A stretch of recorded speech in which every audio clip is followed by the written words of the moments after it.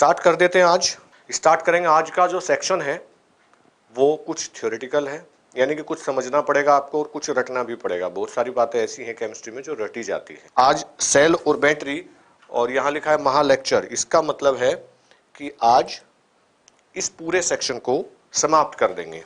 Cell और battery बहुत गहराई से मैं कराऊंगा, एक बार आप देख लें, बीच में स्किप नहीं करेंगे।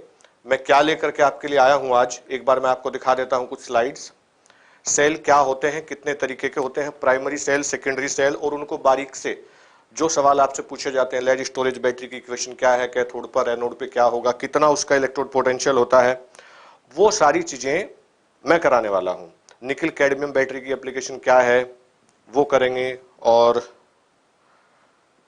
निकल कैडमियम के अलावा जो मरकरी सेल है वो करेंगे, ड्राई सेल है उसको करेंगे। ये सेल और बैटरी ये करना है हमने। अच्छी बैटरी क्या होती है, उसके क्या गुण हैं, तो हिंदी मीडियम वाले बहुत दिनों से कह रहे थे, आज लिखा हुआ हिंदी में है, एक्सप्लेन करेंगे इंग्लिश में। बैटरी कैसे काम करती है, यानी कि वर्किंग ऑफ बैटरी, वो जानेंगे। इसके बाद कितने तरीके के सेल हैं, उनकी क्या प्रॉपर्टीज होती हैं वो देखेंगे, सेकेंडरी सेल। उसके बाद हम करेंगे ड्राई सेल, पूरी रिएक्शंस, उसका पोटेंशियल और जो केमिकल है उसके अंदर उनका क्या रोल होता है, इस पर डिस्कस करेंगे सेल पर। उसके बाद हम मरकरी सेल देखेंगे क्या होता है, कितना पोटेंशियल होता है, उसकी स्ट्रक्चर पर डिस्कस करेंगे।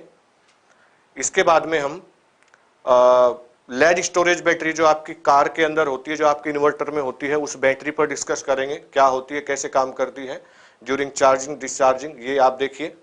बैटरी और सेल में क्या अंतर है, आप सोच लीजिए तब तक। वैसे मोस्टली लिखा जाता है सेल और बैटरी बोलते हैं ना, लेकिन सेल और बैटरी अलग अलग चीज होती है। सोच लीजिए क्या डिफरेंस होता है दोनों में। निकल कैडमियम बैटरी, यानी कि जिसको बटन सेल आप बोलते हैं, ऐसे डालते हैं ना वॉच के अंदर, हम इस तरीके के घड़ी के अंदर छोटे छोटे सेल जो होते हैं, ये वाले, इन पर डिस्कस करेंगे। और बाद में बहुत इंपॉर्टेंट एक होता है फ्यूल सेल, सबसे स्ट्रॉन्ग सेल होता है, इस पर डिस्कस करेंगे। ये हमारा आज का क्लास में चलेगा जो मैंने आपको बताया। स्टार्टिंग से ले लेते हैं। सेल क्या है, बैटरी क्या है। तो सेल वो डिवाइस होती हैं जो केमिकल एनर्जी को, मैं एक बार स्टार्टिंग में आ जाता हूं, स्टार्ट करता हूं, यहां से स्टार्ट होगा, यहां से। सेल या बैटरी कह लीजिए, बोलते जो हमें, लेकिन दोनों में डिफरेंस होता है। सेल जो है, सेल आर द डिवाइसेस, या cell is device which convert chemical energy into electric energy. Cell वो युक्ति है जो रासायनिक ऊर्जा को वैद्युत ऊर्जा में बदलती है, और वो रासायनिक ऊर्जा सेल के अंदर हमें प्राप्त होती है रिडॉक्स रिएक्शन से। उसके अंदर ऑक्सीकरण अपचयन अभिक्रिया होती है सेल के अंदर, तो उससे हमें ऊर्जा मिलती है। ऊर्जा वो कैसे मिलती है, इलेक्ट्रॉन ट्रांसफर से, इलेक्ट्रॉन स्थानांतरित होते हैं एक जगह से दूसरी जगह पर। तो उससे जो ऊर्जा प्राप्त होती है, उस ऊर्जा को हम कन्वर्ट करते हैं वैद्युत ऊर्जा में, उस युक्ति को कहते हैं सेल। बहुत सारे सेल का जब कॉम्बिनेशन एक साथ मिला देते हैं तब एक बैटरी का निर्माण होता है। सिंगल सेल से नहीं होता कुछ भी। सिंगल सेल में या तो ऑक्सीकरण होता है या अपचयन होता है, तो कम से कम दो सेल का कॉम्बिनेशन आपको लेना होता है। देखिए ये चीज मुझे लग रहा है आपने आज तक पढ़ी नहीं होगी। तो सेल जो है वो अकेला भी हो सकता है। कंप्लीट सेल में तो दो चीजें होती हैं, एक अर्ध सेल बोलते हैं, एक को बोलते हैं अर्ध सेल, दूसरा भी अर्ध सेल, दोनों को एक साथ मिला देते हैं तो कंप्लीट सेल का निर्माण होता है। साल्ट ब्रिज होते हैं, वोल्टमीटर होता है, एक्सेट्रा एक्सेट्रा, वो सब चीजें। तो बहुत सारे सेल मिल करके जो एक बड़ा कॉम्बिनेशन बनाते हैं जिससे हमें ज्यादा एनर्जी मिलती है, उसको हम बोलते हैं बैटरी। ठीक है, यहां लिखा हुआ है देख लीजिएगा। जब दो या दो से अधिक वैद्युत रासायनिक सेलों को श्रेणी क्रम में जोड़ा जाता है तो इसे बैटरी कहते हैं, है ना, याद रखिएगा। और सेल का मैंने बता ही दिया कि सेल वो डिवाइस होती हैं जो इलेक्ट्रिक एनर्जी को कन्वर्ट करती हैं, केमिकल एनर्जी को कन्वर्ट करती हैं इलेक्ट्रिक एनर्जी में। तो दो तरीके के सेल थे, लेक्चर 1 में मैंने पढ़ाई, इलेक्ट्रोलाइट सेल, इलेक्ट्रोकेमिकल सेल, एक दूसरे के अपोजिट होते हैं। उसके बाद जब वैद्युत रासायनिक सेल को बैटरी बनाने के लिए श्रेणी क्रम में जोड़ा जाता है तो इससे बहुत अधिक धारा प्रवाहित प्राप्त की जा सकती है। इसलिए हम सेल और बैटरी में यह अंतर बता सकते हैं कि सेल द्वारा प्राप्त विद्युत धारा निम्न या कम होती है, जबकि बैटरी के द्वारा प्राप्त विद्युत धारा का मान अधिक होता है। एक चीज ये क्लियर हुई आपको? नाउ थोड़ा सा आगे बढ़ते हैं। अच्छी बैटरी क्या होती है? अगर इन्वर्टर में बैटरी फिट करनी है, पुरानी बैटरी खराब हो गई, तो कैसे सेलेक्ट करेंगे? जाएंगे ना दुकान पे लेने के लिए, एक तो प्राइस बहुत ज्यादा नहीं होना चाहिए, कॉमन सी बातें हैं। आप ड्यूरेबिलिटी देखेंगे, ऐसा नहीं है कि मैंने आज ले लिया और वो 4 महीने में खराब हो जाए। अगर कोई दुकानदार मुझे कहता है कि नहीं, हमारी बैटरी की जो वारंटी है या गारंटी है वो इतने दिन की है, ज्यादा से ज्यादा दिन के लिए, ज्यादा यानी कि लॉन्ग ड्यूरेबिलिटी आप देखेंगे, वो देखेंगे। दूसरी तीसरी बात, हार्मफुल ना हो। कुछ बैटरी ऐसी हैं जो एक्सप्लोड हो जाती हैं, तो उसको आप इग्नोर करेंगे, यानी कि केमिकल रिएक्शन में एक्सप्लोजिव नहीं होना चाहिए। 5-6 चीजें हैं। और केमिस्ट्री के व्यू से और क्या क्या बातें होनी चाहिए एक अच्छी बैटरी के लिए, आप देखिए।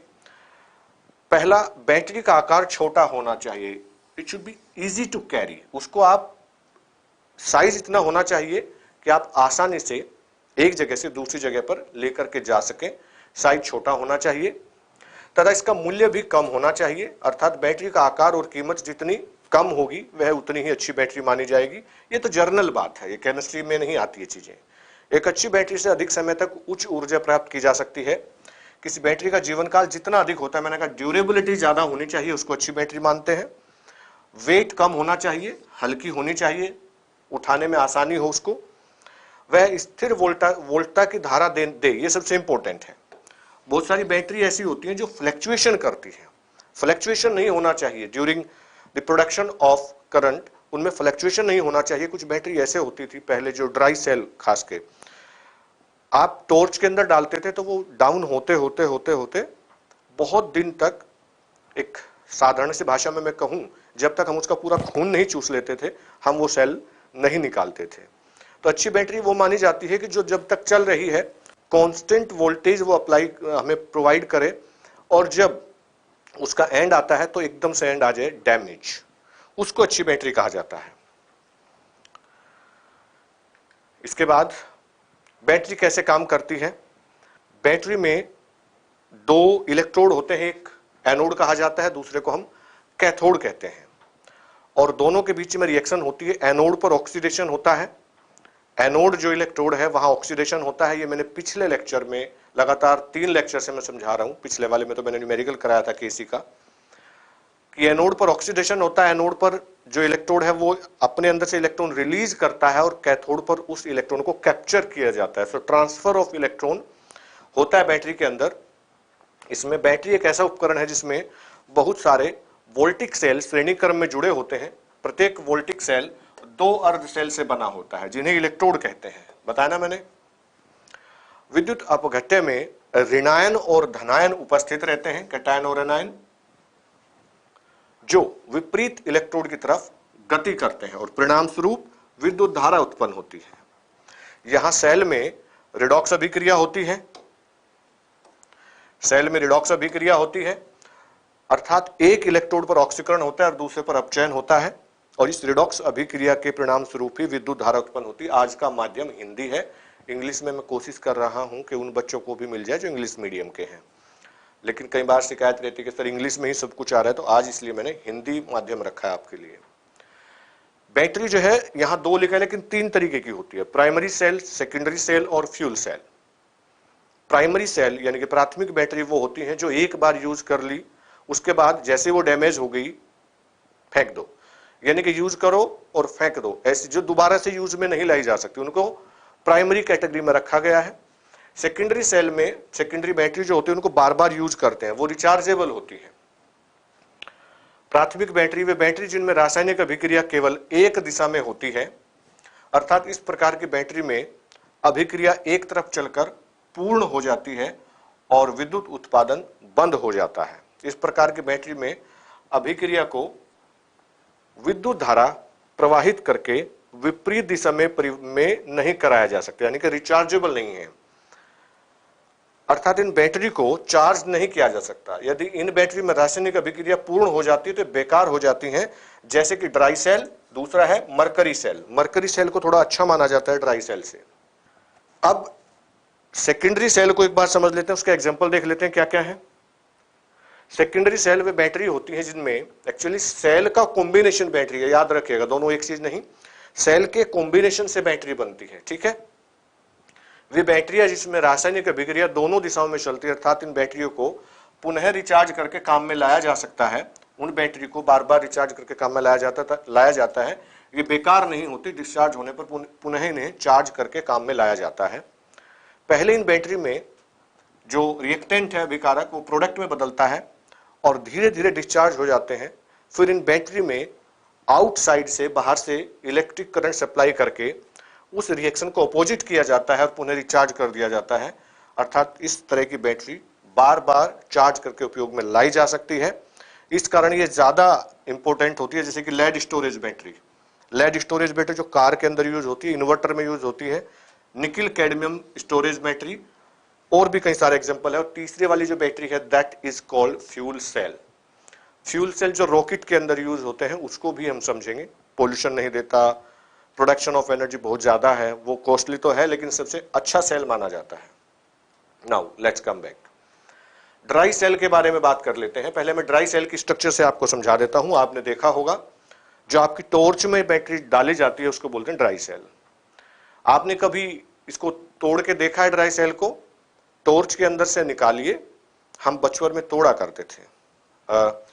शायद आपके पिताजी, उनसे आप पूछेंगे तो पहले एक चीज चला करती थी, तख्ती जिसको बोलते थे, लकड़ी का इंस्ट्रूमेंट होता था। वो इंस्ट्रूमेंट क्या कहेंगे, जैसे आप स्लेट आपने शायद देखी होगी, स्लेट कलम चौक से लिखते थे, उससे पहले तख्ती चलती थी, तख्ती बोलते थे उसको।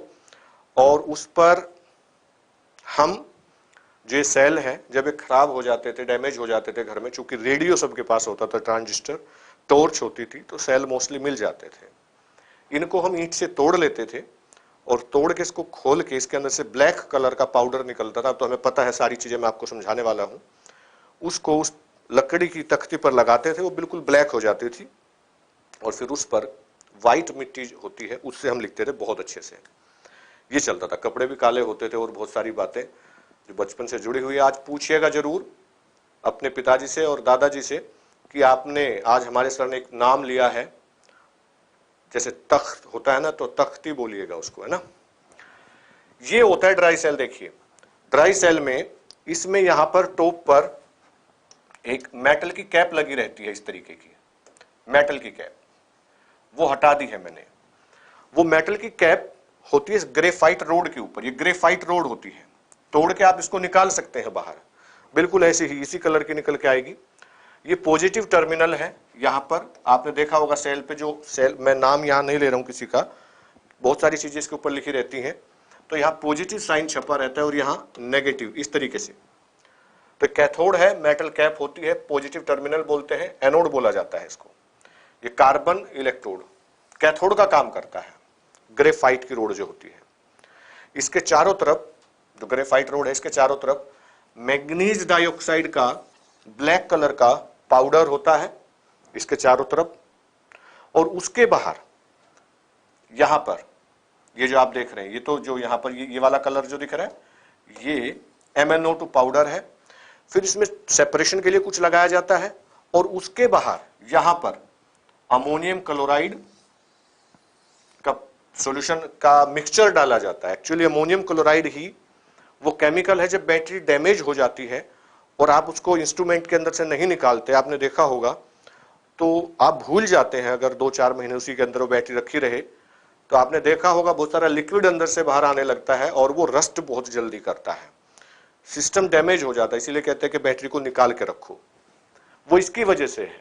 अमोनियम क्लोराइड बहुत ज्यादा हाइग्रोस्कोपिक होता है, एटमॉस्फेयर में से नमी एब्जॉर्ब कर लेता है। जैसे नमक को आप खुला छोड़ देते हैं तो बारिश के मौसम में नमक जो है वो पाउडर्ड नहीं रहता, चिपचिपा सा हो जाता है, ठीक वैसा ही। और वैसे ही अमोनियम क्लोराइड जो दंत मंजन होते हैं आपके, जैसे डाबर लाल दंत मंजन या इस तरह की चीजें, उनमें भी प्रयोग किया जाता है अमोनियम क्लोराइड। ये मैंने एक एक्स्ट्रा यूज आपको बताया है इसका। ये नेगेटिव टर्मिनल है और नेगेटिव टर्मिनल भी ये मेटल, जिंक मेटल का बना होता है। उसके ऊपर फिर एक प्रोटेक्टिंग कवर लगा देते हैं, कुछ भी मोटे कागज का या कुछ गत्ते का या कुछ ऐसा कवर लगा देते हैं। तो यहां एक एंड यहां है नेगेटिव, एक एंड यहां है पॉजिटिव। और इस सेल से, पूरा जो ये सेल है, डैमेज होने के बाद इसको फेंक दिया जाता है। अब इसकी जो प्रोसेस थी उस पर देख लेते हैं। इस सेल में जिंक का कंटेनर होता है, ये मैंने अभी दिखाया आपको। जो एनोड की तरह काम करता है।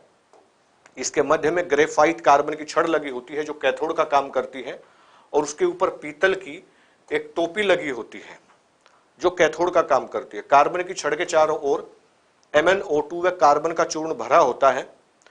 कैथोड व एनोड के जो बीच में का भाग है वहां पर ZnCl2 व NH4Cl का पेस्ट भरा होता है। जब सेल से विद्युत प्राप्त करते हैं तो यह अभिक्रिया होती है। एनोड पर जिंक कन्वर्ट होता है जिंक 2+ में। ये याद कर लीजिएगा, ऐसा सवाल 1 नंबर में पूछा जा सकता है आपसे कि एनोड पर ड्राई सेल के अंदर क्या होता है, तो जिंक ऑक्सीडाइज होता है। कैथोड पर रिएक्शन जो होती है वो मैग्नीज डाइऑक्साइड 2MnO2, मैं कलर चेंज कर देता हूं, 2MnO2 प्लस 2NH4Cl। ये आयनिक रिएक्शन मैंने लिखी है, Cl को हटा दिया। That will accept 2 electron and it get reduced. यहां देखिए MnO2 में मैग्नीज पर 4+ है और यहां MnO में 2+ है। Net electron transfer in dry cell that is 2। इस अभिक्रिया में बनी अमोनिया गैस Zn2+ आयन से क्रिया कर लेती है। इसमें जो अमोनियम क्लोराइड है, अमोनिया गैस बनती है, जिंक के साथ में कॉम्प्लेक्स फॉर्म कर लेती है वो ये Zn NH3 का 4 2 positive charge. Tetra amine zinc, zinc के ये हो जाएगा, हाँ जिंक, बाहर Cl2 कंप्लीट है, इसका कंप्लीट लिख देता हूं मैं, Zn NH3 4 Cl2। इसका IUPAC नाम हो जाएगा tetra amine zinc second space देकर के क्लोराइड।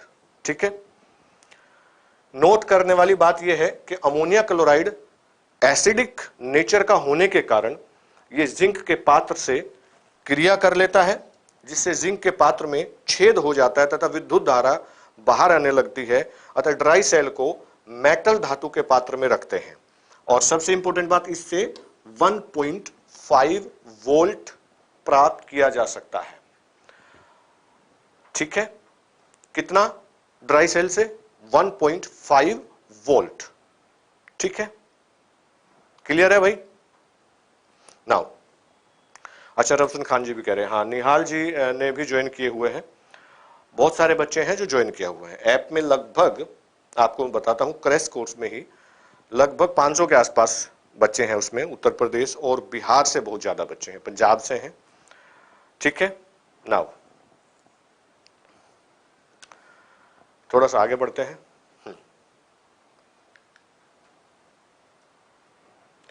ये मैं बता चुका हूं आपको, मरकरी सेल थोड़ा सा अच्छा सेल होता है ड्राई सेल से, प्राइमरी कैटेगरी में ही है लेकिन उससे अच्छा होता है। इन सब सेलों का उपयोग घड़ी में और कैमरों में किया जाता है। जो मरकरी सेल होते हैं, एक बार देख लीजिए कैसा दिखता है, इस तरीके का होता है। इस पर डिस्कस करेंगे। इसका प्रयोग कहां किया जाता है? घड़ी में और कैमरे में, जहां विद्युत की कम आवश्यकता होती है। मरकरी सेल में एनोड जिंक Hg का बना होता है, अमलगमेटेड जिंक जिसको बोलते हैं। Zn जब Hg के साथ मिलता है इसको अमलगमेटेड जिंक कहा जाता है।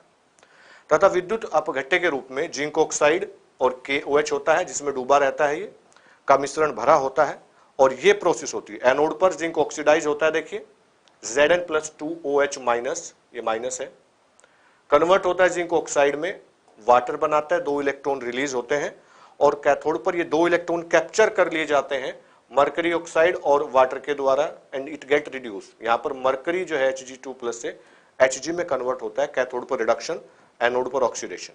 ठीक है, मेन बात, इससे जो हमें करंट प्राप्त होता है, विद्युत धारा जितनी प्राप्त होती है वो 1.35 वोल्ट, यानी कि बहुत कम है मुकाबले में ड्राई सेल के, जो ड्राई सेल हमने लिया था। लेकिन ये ज्यादा टाइम तक चल सकती है। ड्राई सेल को आप लंबे टाइम तक नहीं रख सकते, उसकी एक्सपायरी डेट उस पर लिखी रहती है, लेकिन इसको बहुत लंबे समय तक आप उसमें रख सकते हैं। कभी कभी यूज किया जाता है इसको 2 महीने में, 15 दिन में, तो भी ये ठीक से काम कर देता है। ये होता है मरकरी सेल। मरकरी सेल की स्ट्रक्चर है, इसमें यहां नीचे पीतल लगा रहता है हल्का सा, यहां पर मेटेलिक कवर होता है PVC का इसके ऊपर।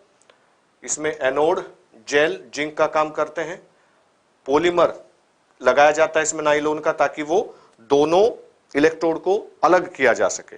ठीक है, नाउ इससे थोड़ा सा आगे चलते हैं। हाईली इंपॉर्टेंट है, सीबीएसई में क्वेश्चन पूछा गया था और एक बार नीट में भी पूछा गया था इससे। जो लेड स्टोरेज बैटरी आपने देखा होगा, जो इन्वर्टर की बैटरी होती है उसमें ऐसी दिखती है, वो आपको दिखा दूं मैं एक बार पहले, ये इस तरीके की। तो इसमें देखिए एक जो इलेक्ट्रोड है वो इधर है और एक इलेक्ट्रोड इधर है। एक पर रेड कलर, ये देखिए यहां पर रेड कलर, यहां पर ग्रीन कलर या ब्लैक कलर लगा रहता है। और यहां ये देखिए ये सेल का कॉम्बिनेशन है, 1 2 3 4 5 6, 6 सेल का कॉम्बिनेशन है। और एक सेल से यहां पर 2 वोल्ट मिलता है और 6 सेल से हमें 12 वोल्ट करंट यहां से प्राप्त होता है। बहुत बड़ी बैटरी जो ट्रक के अंदर लगाई जाती है उसमें इसी तरीके के 12 सेल का एक कॉम्बिनेशन हम यूज करते हैं। उससे 24 वोल्ट 24 वोल्ट का करंट प्राप्त होता है। एक इसके अंदर जो लेड स्टोरेज बैटरी है, इसके अंदर आपने घरों में क्या देखा है, तेजाब डलता है। कई बार ये खराब होने लगती है, मिस्त्री को बुलाते हैं, वो क्या करेगा, इसमें गर्म पानी करके डाल देगा, ये ढक्कन खोल करके यहां से गर्म पानी डालेगा। या बहुत दिन हो गए हैं तो इसके अंदर से इसका लिक्विड निकाल के खाली करके इसको वॉश करेगा और फिर इसके अंदर H2SO4 जो डाइल्यूट होता है, 38% सॉल्यूशन होता है, वो इसके अंदर डाला जाता है। ये लिखा है यहां पर। इस सेल में लेड के बने 2 इलेक्ट्रोड होते हैं। इनमें से एक में स्पंजी लेड और दूसरे में लेड ऑक्साइड भरा होता है। इन्हें क्रम से एनोड व कैथोड के नाम से भी जाना जाता है। दोनों इलेक्ट्रोड को 38% H2SO4 by mass, sulphuric acid का 38% विलयन यहां पर भरा होता है, याद कर लीजिएगा। ये पूछे जाने वाली चीज है जो आपसे पूछी जा सकती है। इस प्रकार बने एक सेल से 2 वोल्ट, ये लिखा है यहां पर 2 वोल्ट। और अगर 6 सेल का कॉम्बिनेशन ले रहे हैं टोटल एक ही बैटरी से तो 12 वोल्ट, मतलब एक सेल 2 वोल्ट का। और जब 6 सेल एक साथ मिला दिए तो बैटरी बन गई 12 वोल्ट की, वो प्राप्त करते हैं। सेल में निम्न अभिक्रिया होती है। एनोड पर क्या होता है, Pb plus SO4 2 minus, actually ये H2SO4 था, ये आयनिक रिएक्शन है। SO4 2 minus it convert into PbSO4, 2 electron release करता है। यानी कि एनोड पर ऑक्सीडेशन होना था तो देखिए Pb कन्वर्ट हो रहा है Pb2 प्लस में, ऑक्सीडेशन। कैथोड पर रिडक्शन होगा, यहां पर PbO2, तो लेड कितना है oxidation, +4 plus 4H plus SO4 2 minus accept 2 electron, it convert into PbSO4। यहां Pb2 प्लस में है। प्लीज रिएक्शन एज सच याद कर लीजिएगा, जिसको बोर्ड देना है, जिसको नीट 2021 देना है, नीट 2020 देना है। कैथोड पर क्या होता है लेड स्टोरेज बैटरी में, जब बैटरी यूज हो रही है, 2 काम होते हैं ना उसमें। इन्वर्टर के अंदर जो ट्रांसफार्मर लगे हैं, बाहर से इलेक्ट्रिक करंट आता है तो उसको रिचार्ज भी साथ साथ कर रहा है, और जब इलेक्ट्रिसिटी चली जाती है तो इससे प्रोडक्शन भी होता है इलेक्ट्रिक करंट का। तो 2 चीज एक साथ होती हैं। दिस इज ड्यूरिंग डिस्चार्जिंग, जब बैटरी काम कर रही है, ठीक है। और जब बैटरी को रिचार्ज करेंगे उल्टी रिएक्शन लिख देंगे, मतलब यूं उल्टा भी लिखेंगे, एनोड कैथोड पर, कैथोड एनोड पर। ध्यान रखिएगा, याद करने का तरीका, आसान तरीका, एनोड वाली कैथोड पे, कैथोड वाली एनोड पर, उल्टा करके इसको रिएक्शन को लिख देंगे। ये कंप्लीट रिएक्शन है। ये PbS plus PbO2 plus 4H plus 2SO4 2 minus, it give 2 PbSO4 plus 2H2O। उपरोक्त अभिक्रिया से स्पष्ट है कि जब सेल से विद्युत प्राप्त करते हैं, अर्थात सेल डिस्चार्ज हो, तब दोनों इलेक्ट्रोड पर लेड सल्फेट का निर्माण होता है। यह पूछा जा सकता है। जब सेल को बाहर के विद्युत परिपथ से जोड़ते हैं, अर्थात सेल को चार्ज किया जाता है, तो ये अभिक्रिया उल्टी होने लगती है। देखिए इधर क्या था, 2 PbSO4 2H2O, ये लिखा है 2 PbSO4 प्लस 2H2O, रिएक्शन उल्टा। प्लीज रट्टा मारना पड़ेगा, रट्टा मारे बिना काम नहीं चलेगा, कुछ चीजें याद करनी ही पड़ेंगी। थोड़ा सा आगे बढ़ते हैं, ये मैंने दिखा दी है आपको। अब निकिल कैडमियम बैटरी बहुत इंपॉर्टेंट है। निकिल कैडमियम बैटरी, ये सेल महंगे जरूर होते हैं, इनका उपयोग मोबाइल में किया जाता है। जो मोबाइल की बैटरी है, डिसएडवांटेज ये है कि कभी कभी एक्सप्लोड होने लगती है, अगर ये ठीक से मैनेज नहीं की गई, ठीक से नहीं बनाई गई। तो आपने सुना होगा ऐसी बहुत सारी घटनाएं हुई हैं, कि जो सेल की बैटरी है वो ब्लास्ट होने लगी।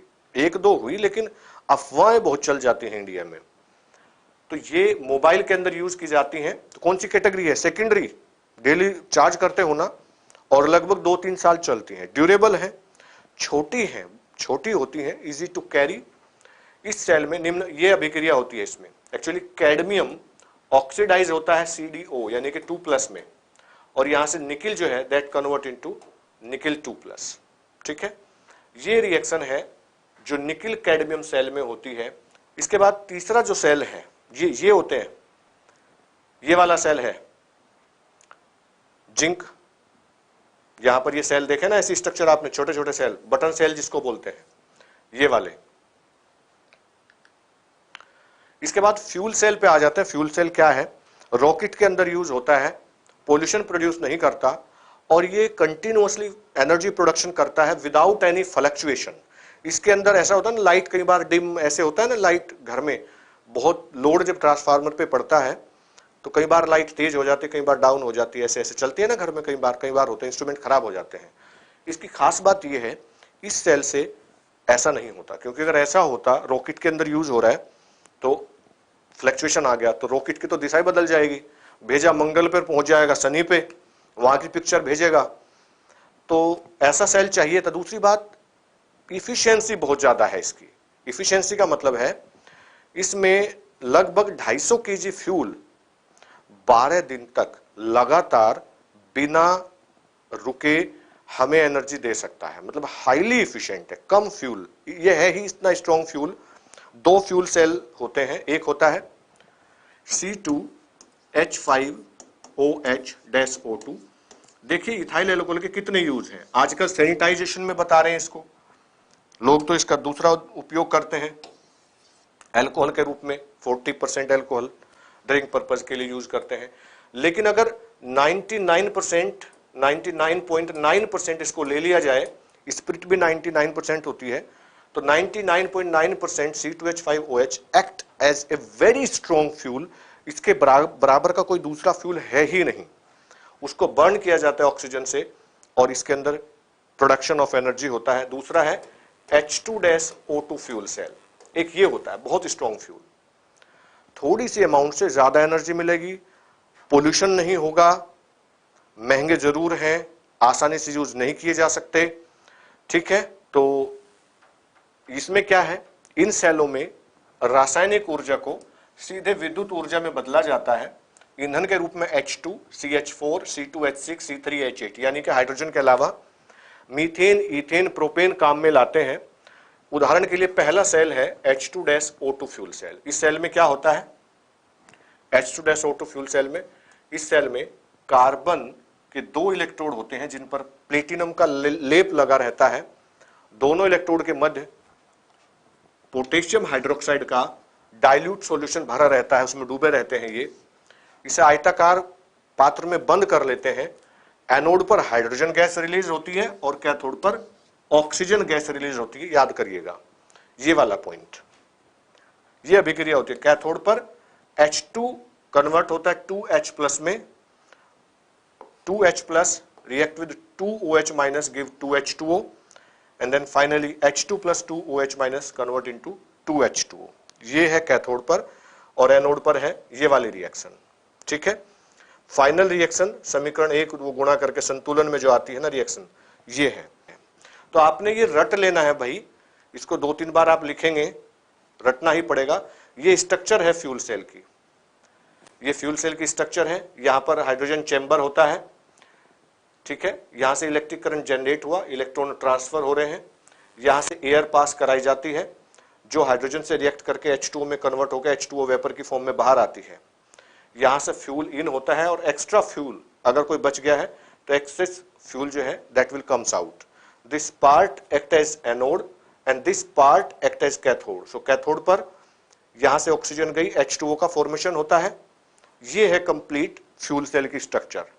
याद करना है, रिएक्शन को लिख के देखना है, कोई शॉर्टकट नहीं है, कुछ चीजें तो रटनी पड़ेंगी, उनमें से एक था ये। ध्यान रखिए कोरोना महामारी से अपना, ठीक है, मिलते हैं।